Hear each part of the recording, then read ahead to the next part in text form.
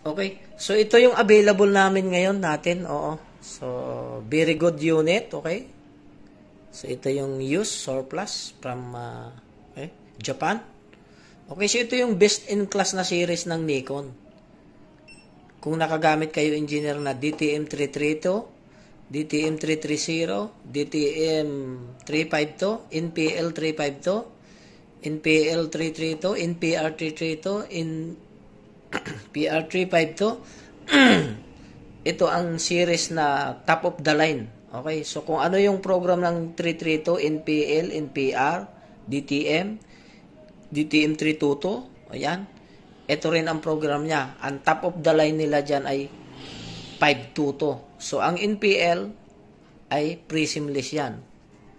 New pulse laser. Ibig sabihin, hindi siya makikita physically yung laser beam. So, naka-invisible ang laser niya. Ipopokus mo lang siya sa object at mami-measure mo na siya. O katulad yan, measure tayo.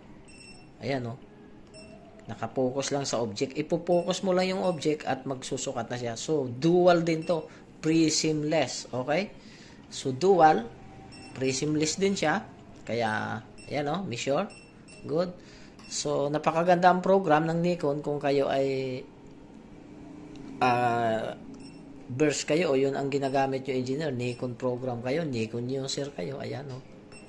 So, Nikon yan. So, ito yung best in class ng series ng Nikon.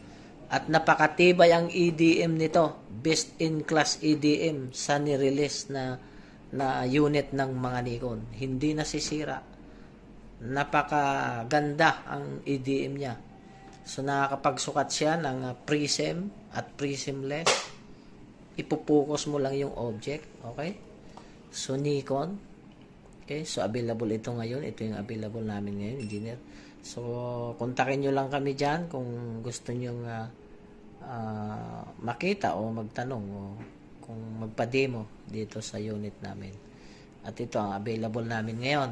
Napakaganda ito. Bagong dating lang ito, engineer. Okay? So, ayun lang muna.